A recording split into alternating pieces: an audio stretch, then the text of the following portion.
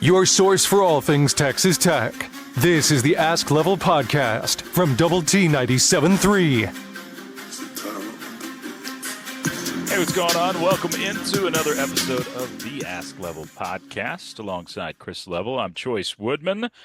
This podcast, like all of ours, brought to you by our friends at Cantex Roofing and Construction. I'm Mike Hebert, owner of Cantex Roofing and Construction. Every day is game day, and we'll get it right when it comes to your roofing, construction, windows, and mirrors. Call Cantex Roofing and Construction today. Together, we are one serving you. Level, how are we doing today? What's up? We're doing good. Last time I saw you, you asked me the same question, and I think I told you swell. So you know what? I'll go with that again. That's true. I'm getting a little extra level this week. I had a little radio bout with you on Friday of last week. So About? Yeah, that made it sound like we were fighting. That's not right. It was very cordial, actually. No, radio kumbaya shindig. Yeah, there you go. Yeah, something along those lines. We're just time. Yeah, got to hang out together. Yeah. So a busy week, as we talked about last week. Going into it, the NFL draft. You just wrapped up spring football. Got a lot going on in the sports world in general. But a couple of Red Raiders get drafted. A whole lot of guys signed, as you see at this time of year. A lot of guys getting some opportunities to go to camp or trying to get those camp invites, that sort of thing. Any surprises from the draft outside of maybe the night one Penix going in the top 10? What caught your eye in the draft? Well, I guess, if you're going back to like the round one, just what was it, 14 straight offensive players? Yeah. I don't know if I've ever seen that. That's crazy. Yeah, 6 quarterbacks in the first round, which odds would suggest to you that 1 or 2 of those guys end up working out. Yep. The rest of them are busts, unless it's like the 83 draft, which been a long time. But it's it was the 83 draft for a reason, because there's no other draft that's like that from a quarterback standpoint. But yeah, I mean, it just Pat Mahomes got himself some speed. I don't know if that pick makes a ton of sense for a lot of teams, like trading up to go get Xavier Worthy, but we saw him, unfortunately, firsthand several times, and he certainly got some juice and some playmaking ability. And now you give Pat a Xavier and a Hollywood, and you turn him loose.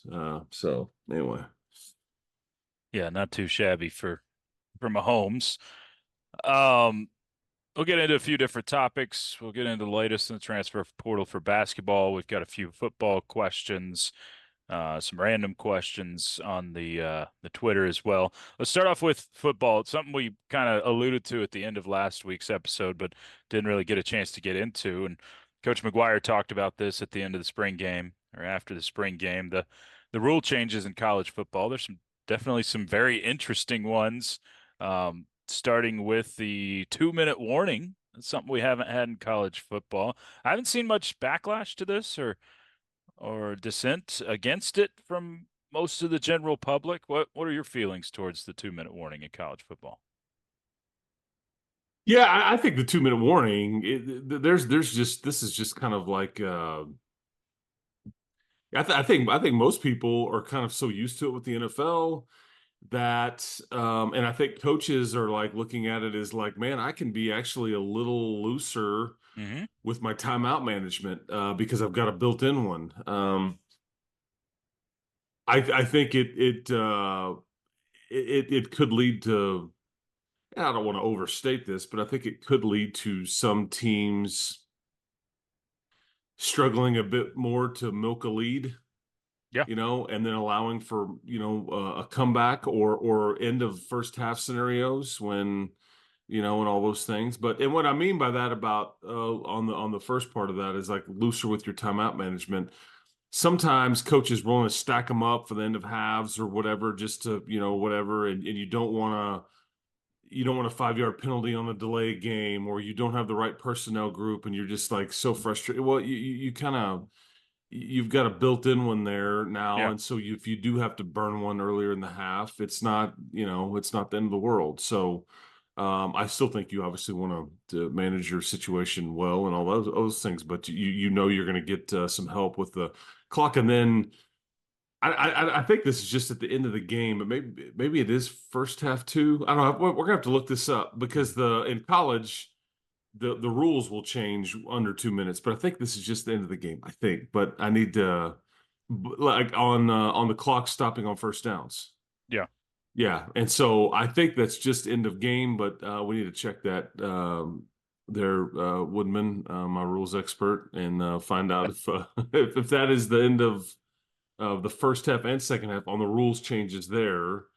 I know for a fact that it is at the end of the game. Right. And what we mean by that is that, used to first down clock stops, and they tried to shorten the game a bit and say, hey, we're just going to keep this thing rolling. However, the 2-minute warning is also like a signal to the referees, hey, the rule, okay, now we're operating under a different set of rules. So it may in fact be first and second half. Yeah.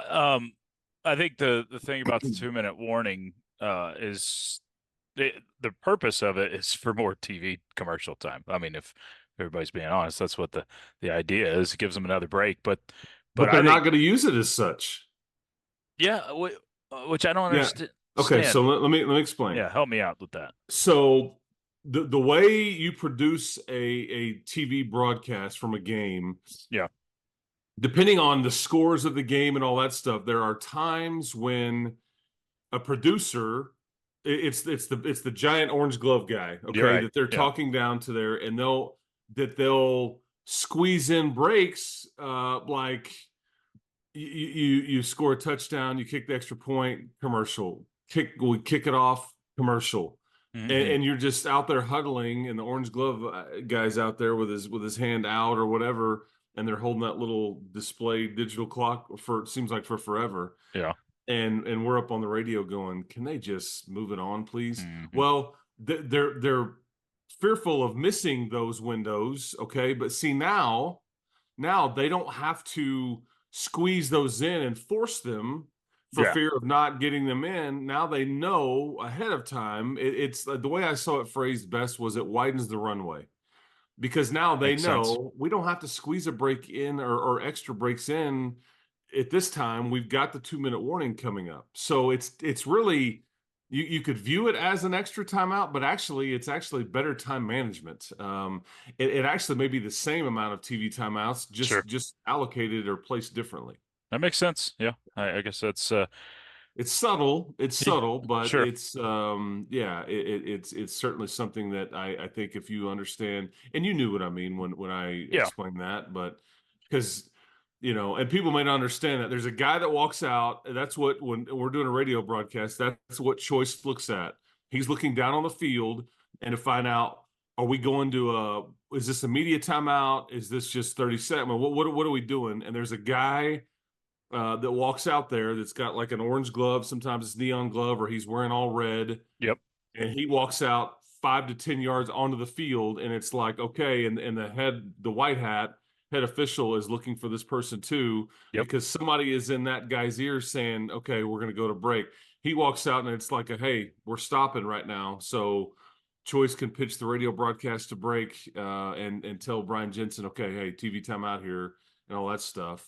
So anyway, just to say you have a behind the scenes work. Yeah. And, a lot of people know who this guy is now because they have the digital clock. And that's a separate person holding up that clock. Yeah, but I love the clock now because at least you know exactly how long you got instead of going by a 30-second hand signal. So, I like the 2-minute warning. I think it's a good addition to college football because the strategy part of it. I think that's a really good thing where we get to see coaches utilize and strategize a little more towards the end of a half or end of a game.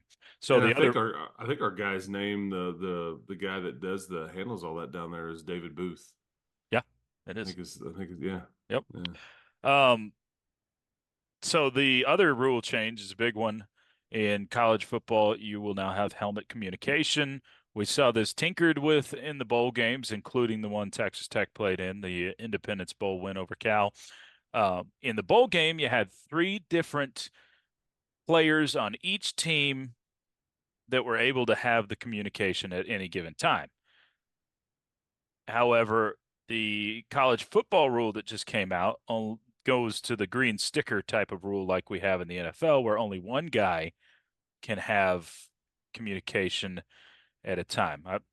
Correct me if I'm getting any of this wrong, but Coach McGuire was a little frustrated with that, seemingly frustrated when he spoke to the media last weekend because you're not the NFL, you're college football, and there's a lot more substitutions.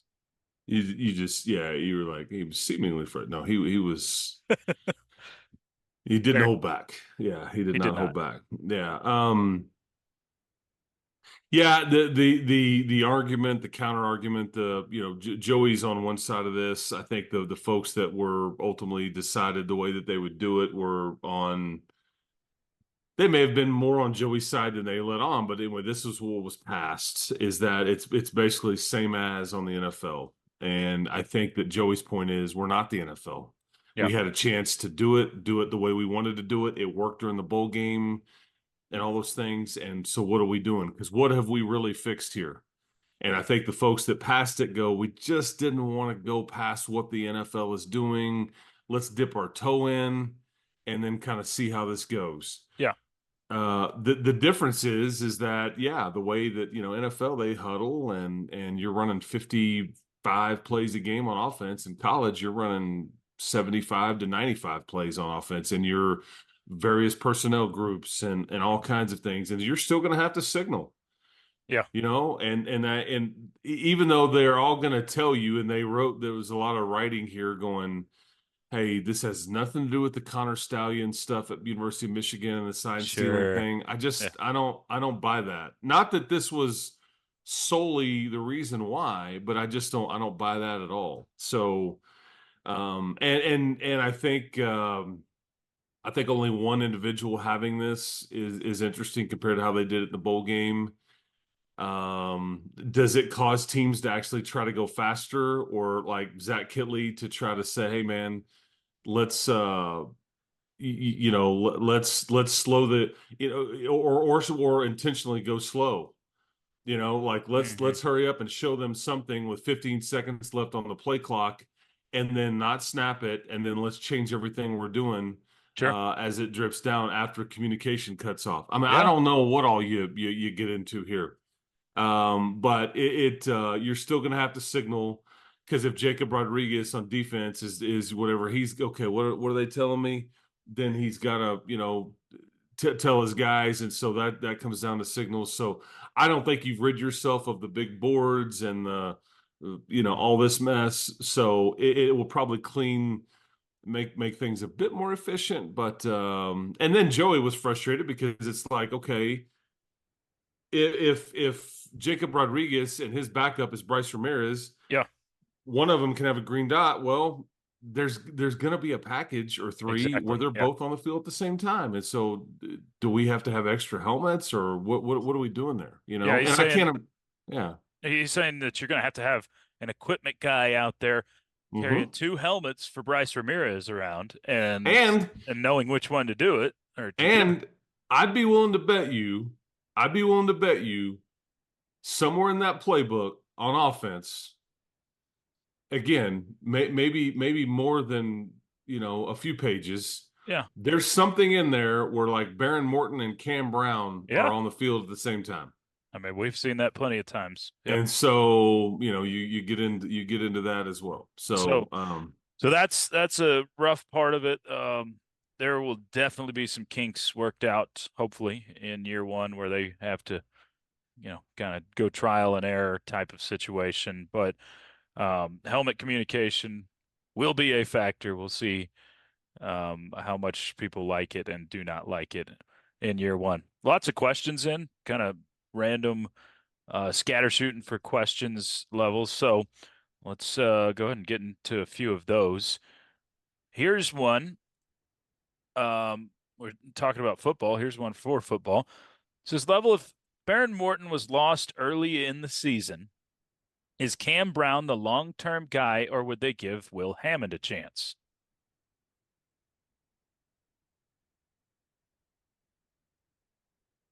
Yeah, I think you're right on where you're leaning on your let's assume that they don't bring anybody else in that plays this position in Okay. the latter part of the spring or summer, and I'm not going to rule that out.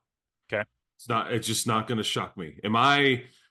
I guess am I as worried about Barron as I was 3 weeks ago or so? I know, but I could be a lot more worried, come June or July, but I mean, I've guess I've heard enough to where let's just see kind of where this goes, and I think you're going to be okay. But I have no way of knowing that either. But I think that you'll know their internal feeling based on if they bring anybody in or not, on how they are feeling about his shoulder and all those things.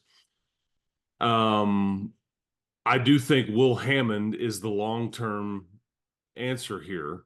Mm-hmm. However, I would envision a scenario to where if Barron was lost for a longer period of time in like games or remainder of season or whatever, heaven forbid, that it would be you'd see multiple QBs playing. Okay. I just don't think you're going to get away from what Cam Brown gives you. Right. And he would in fact probably be the starter. But I would envision them, whether it's Will Hammond or Jake Strong, and I just think Will Hammond's got a bright, bright future. I do. I'm not going to back off of that at all. I think that, and he also gives you. Now, granted, Jake Strong had one of the longest runs of the season last year for Texas Tech, but Will Hammond's legs are that's a bit different. Go look it up what he did in high school, and he is a threat to run it, and he's actually faster than Cam Brown, straight line speed. But Cam Brown's got a little bit more twitch and running back and like kind of run you over type stuff. So let's hope that we're not talking about it, but it's a very valid question because these are the questions we would deal with on a weekly basis last year. Yeah. What do you do? What's the future? What's the here and now? What's the a month from now? What do you do next season? And so you have to run through these hypotheticals. But that's my take, is that Cam Brown would be starter, but I'd be willing to bet you Will Hammond would play some because I just think he's ahead right now of Makes Jake sense. Strong. Yeah. Next question from this one's from the email as well. This one's from Jason. Says, Level, who's going to be the best pass rusher on this year's football team? These are phenomenal questions because the last one you probably is like, hey, is the audio something messed up with his audio? No, I just had this long pause. And that gets the old wheels to spinning. That's the listeners of said show or the folks on the socials these are really good. I would say to you that I'm going to assume health here. I'm going to assume that these pieces are all healthy. Okay. Mm-hmm. Which is a bit tricky because I think that two of the three that I'm going to mention to you have dealt with some issue, like injury related issue, whether it be spring or last fall or whatever. Mm-hmm. But I'm going to say to you that it'll be one of three, and then I'll give you an answer, so I'm not going to cop out. But I think Amir Washington is a fun option, one that I would have not suggest to you prior to bowl game, but I think he's done some things with the spring, and he's kind of built off of it and starting to be a bit more consistent. I'm not ready to say, dude, look out. I mean, he's I'm not ready to go there yet, so we need to see this game to game and all those things. Right. I think one of your highest recruited players on your roster right now is Dylan Spencer. Mm-hmm. I think he's got a chance to make some noise. Now he's dealt with some health related issues, like just injury stuff that they kind of held him out a few weeks here and there of spring practice. But if you've ever seen Dylan up close, he looks like what he was previously committed to University of Texas. Well, it's like, oh, that makes sense when I see him. It's like he's different looking than everybody else on the the measurables, long arms, all those things. Like Speaking of, like Tyree Wilson. oh yeah, a little bit, being, yeah, and then you see why A&M, like yeah, why Tyree Wilson was going to A&M. It's like, yeah, I mean, because there's just some of these schools like the OUs, the LSUs, the Oklahomas, the Texas. Their guys typically, generally look different than yours. yeah, You may have a handful that look like they're supposed to, but some of these you're just like, oh. And I'm always down there on the field. Like one of the most impressive times I've ever the eye test was Ole Miss a couple years ago when we were playing them in NRG, and like DK Metcalf and yeah. like AJ Brown are like their starting receivers, and DK Metcalf looked like he could bench press the sideline.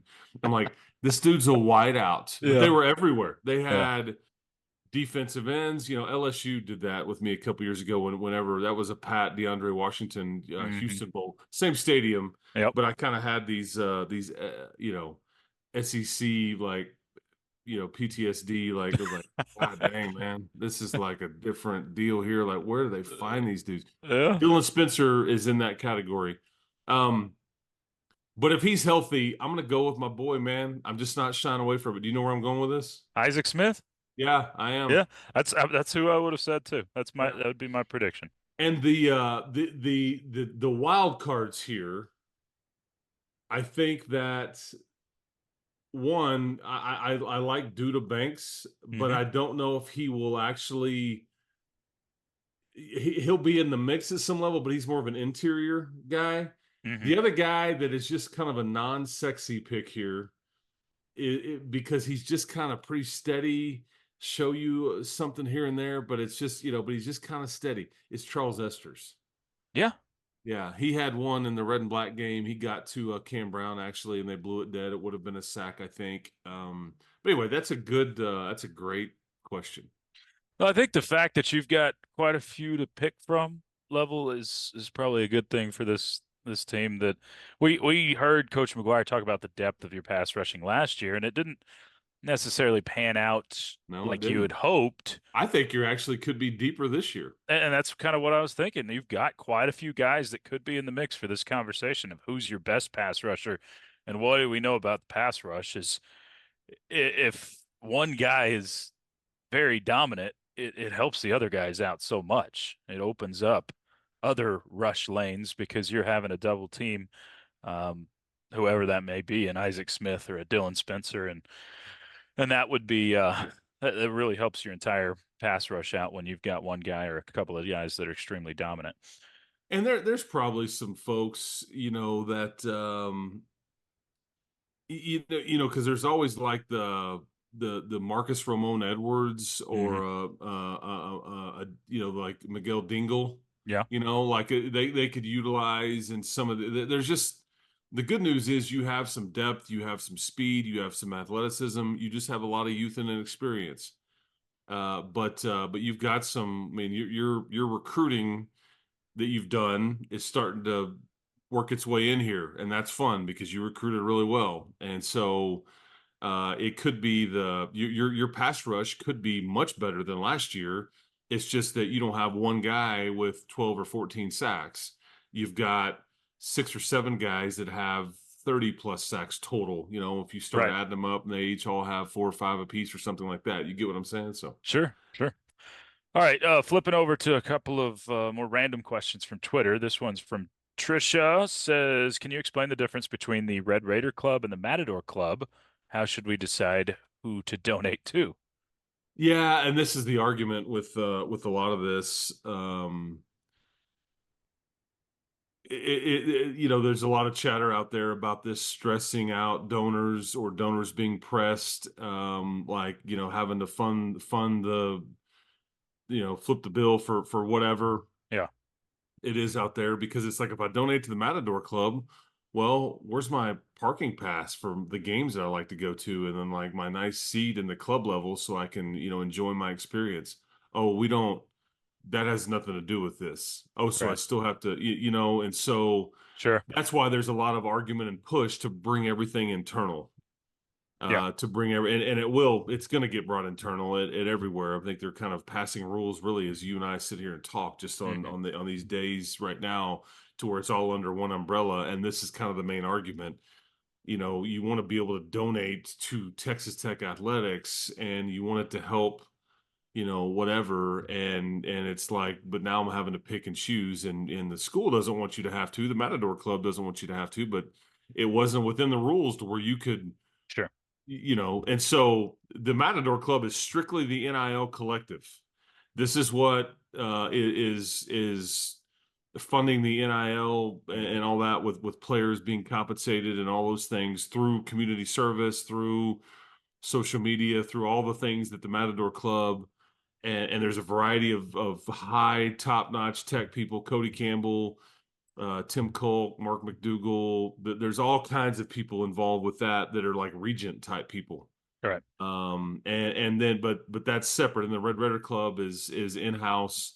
That's what funds the scholarships for these for these student athletes, and that's what you have to donate to that to get a parking pass or club seats, or it's like built-in donations to have a parking pass on the west side of the, so anyway, they're separate. Sure. But at some point fairly soon, I think they'll be kind of merged, and maybe keep the same names, but you're really under one umbrella. Yeah. So hopefully that helped you, Trisha, on who, if you're choosing one or the other. But I'm with you, Level. I do think it is just a matter of time, not very much time, and we'll see everything go into one pot, so to speak, for schools to take care of it all. Kelly asks, what current or past Under Armour Texas Tech football uniform combo or style do you expect to be the closest to our upcoming Adidas uniforms? Well, you've had about every style with Under Armour over the last 17 years. Yeah, who Yeah. knows? I think you're gonna get, like, it'll be similar in that you're gonna get a white uniform, a black uniform, and a red uniform, and then you're gonna be able to mix and match whatever. I think that what Adidas is going to tell you that Texas Tech wanted is that they wanted clean, traditional, nothing super gimmicky. Yeah. So is it the modern day version? Is this the throwback version, or blend in between? I think it's probably a blend in between. Yeah. Because I think that's my favorite thing about a lot of those throwbacks that Under Armour or Texas Tech had Under Armour do, because it's always like people think like Under Armour came up with these no, this was Zane Perry. This is Zane and Kamen, and Zane going to Joey going, do you like this? Or Matt Wells or whoever going, hey, this is what I'm thinking about. I got this picture from like 1982. Yeah. This is kind of what it looked like. What are your thoughts? And so that's kind of, this was always Texas Tech dictating that to Under Armour and all that. And so, but I think that's what everybody loved about those is they're clean. There's not a lot of distraction on the uniform. It's hard to, it's like it's a throwback. It's simplicity. Yes, but yet it looks the best. Sure. And so, but I will tell you too, I don't think you'll see red helmets anymore. Okay. I think that may have been retired.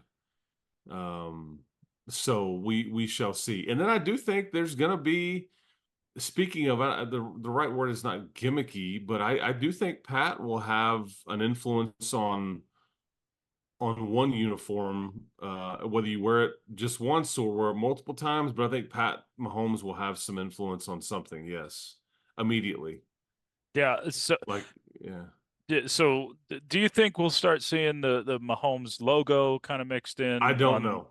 I'm not necessarily on the uniforms, but just I've been told that you will get like a Mahomes, and so much of this could change between now and then. So sure. Let's just I mean, but also so much of this has to be done well ahead of time. Yeah. Because that's the way it works. But I think you'll get like one Mahomes like uniform that he had heavily influence on, almost like designed it. Yeah. And that'll have his logo on. The rest of it just in year one, just maybe just like regular Adidas stuff. But don't hold me to that. I'm not real sure. Oh, sure. But I think going forward, I think that, you could have, his like logo or brand on pretty much everything. Yeah. But I don't know. I'm assuming a lot of that's been determined, but that, and part of me says, well, why wouldn't you just have his logo on every uniform this year? But I do think there's just some normal Adidas stuff this year too. So anyway, Yeah. it's kind of, we all wait to see. Yeah, a lot of anticipation for it as we're about 2 months away from that switchover happening between the Under Armour contract and Adidas. So, one quick one level before we get out of here says, is there any updates, any predictions on who Tech could land next in the transfer portal for basketball? That one is from Mark. Yeah, Mark, you need a big and you need a guard. And then you need some players that I don't want to say fill out the roster, but that you can kind of, maybe bring in that are potential rotational guys or potential depth guys or developmental guys or whatever.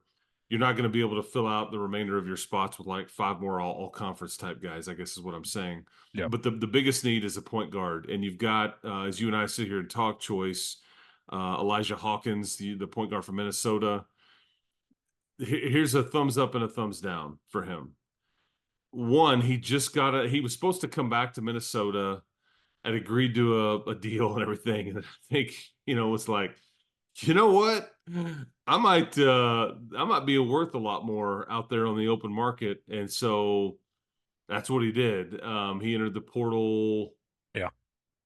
like about a week ago, based on what you and I are sitting here talking. And he averages like about 6 to 7 assists a game. I think he's second in the country. He is a huge, big time facilitator.